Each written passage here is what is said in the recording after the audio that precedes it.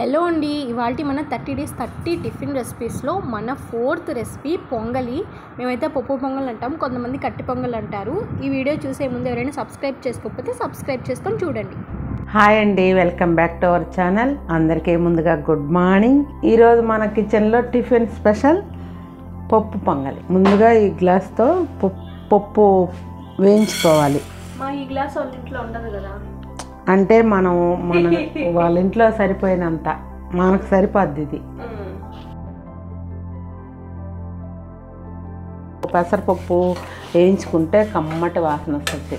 Colour మారేదానికి కాదు, కొంచెం smell మంచి వాసన వస్తుంది, కమ్మటి వాసన. మరి ఎర్రగా కాకుండా కొంచెం దోరగా. ఇప్పుడు చూడండి, బాగా వేగిపోయింది, కొంచెం కలర్ కూడా మారింది కదా. ఇంకా ఎర్రగా కాదు, ఇంత మాత్రం చాలు. ఇప్పుడు ఈ గ్లాస్తో పప్పు తీసుకున్నాం కదా, ఇదే గ్లాస్తో బియ్యం కూడా కొలుస్తుంది. అంత పప్పు తీసుకుంటే అన్ని బియ్యం వేసుకుంటే పప్పు పొంగల్ బాగుంటుంది టేస్ట్. నేను ఇట్ట తీసుకున్న పప్పు ఇట్టే బియ్యం వేస్తాను. బియ్యం వేయించుకోలేదు. ఇప్పుడు నీట్గా కడిగేసుకున్నాం కదా. ఇప్పుడు ఈ గ్లాస్తో కొలత, ఒక గ్లాస్కి 3 గ్లాసులు. అంటే మనం ఎన్ని తీసుకున్నాము? 2 గ్లాసులు కదా. 2 గ్లాసులు. అటుకు పప్పు 5 గ్లాసులు వేస్తా.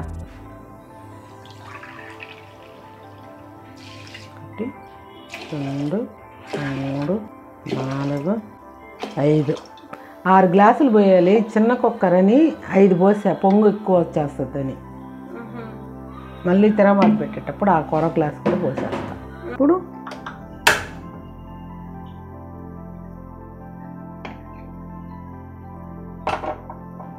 ఉడికిన తర్వాత మిగతా ప్రాసెస్ చూపిస్తాను. బాగా ఉడికిపోయింది, తిరగమాత పెట్టుకున్నాం. ఎంత బాగా వచ్చింది. ఆయిల్ వేసుకుంటున్నాం, జీలకర్ర వేసుకున్నాం, తర్వాత పచ్చిమిరపకాయ, తర్వాత జీడిపప్పు, తర్వాత మిరియాలు, తర్వాత కరివేపాకు, ఒక ఎండుమిరపకాయ, పచ్చిమిరపకాయ ఒకటి, ఎండుమిరపకాయ ఒకటి, పసుపు చిటికెడ అంటే చిటికెడ వేద్దాం, ఇంగవ. ఇప్పుడు ఇదంతా బాగా వేగిపోయింది కదా, దీంట్లో పోసేసుకో. మళ్ళీ ఉడకబడలేదమ్మా. ఇప్పుడు బాగా కలిపెడతా. ఇందాక చెప్పాను కదా, ఒక గ్లాస్ వాటర్ పోస్తాను నేను. ఆ గ్లాస్ వాటర్ ఇప్పుడు పోస్తా. ఎక్కడ వేస్ట్ చేయదన్నమాట మా అమ్మ. బాగుంటల్లా.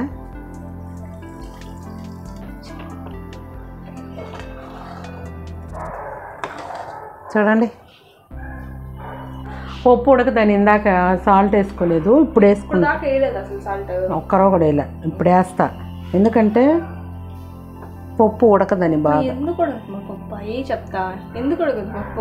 ఏమో ఉడకదని. ఎందుకో మా అమ్మ వాళ్ళంతా వేయరు, నేను కూడా వేయను. ఇప్పుడు వేసి కలిపేసి సరిపోద్ది. పప్పు పసుపు ఉప్పు ఏం వేసి ఉడకబెట్టినా పప్పు కుక్కర్లో పెడితే ఉడికిపోద్ది. సరే, ఇంక ఇది ఇక్కడ కొంచెం సేపు ఉంటుంది, అంతలోకి చట్నీ వేసి. ఇప్పుడు ఇది ఇంకా తినేయచ్చు కదా కాసేపు అయిన తర్వాత. తినేయచ్చు.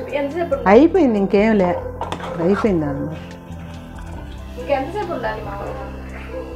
ఎంతసేపు ఉండదు, 2 నిమిషాలు ఉప్పు పట్టిందాక. పొంగల్ మటుకు వేడిగానే తినాలి, లేకపోతే తర్వాత తినడం కష్టం. కొంచెం గట్టిగా అయిపోద్ది. ఇంత లూజ్గా దించుకున్నా కానీ గట్టిగా అయిపోద్ది.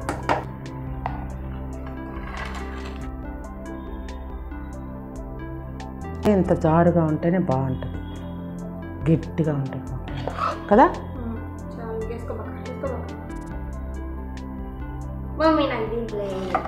నెయ్యి వేసుకొని పైన చూపిస్తాను. ఎప్పుడైనా ఇట్లా తినుకుంటే ఒక్కసారి ట్రై చేయండి. పప్పు పొంగల్లో పైన నెయ్యి వేసుకొని. మామూలుగా దీంట్లోనే నెయ్యి వేసుకుంటాను, కానీ మా అమ్మకి దగ్గు కాబట్టి వేయటంలే, ముందు వేసేది. నెయ్యి తీసుకొని వేడిగా ఇంట్లో అలా వేయాలి.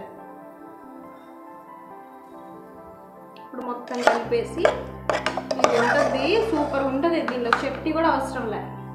అమ్మ చట్నీ కావాలి కదా నీకు? కావాలి. ఓకే అండి, మరి రేపు ఇంకొక టిఫిన్ రెసిపీలో మళ్ళీ కలుద్దాం. అంతవరకు ఎవరైనా సబ్స్క్రైబ్ చేసుకోకపోతే సబ్స్క్రైబ్ చేసుకొని ఉండండి. బాయ్.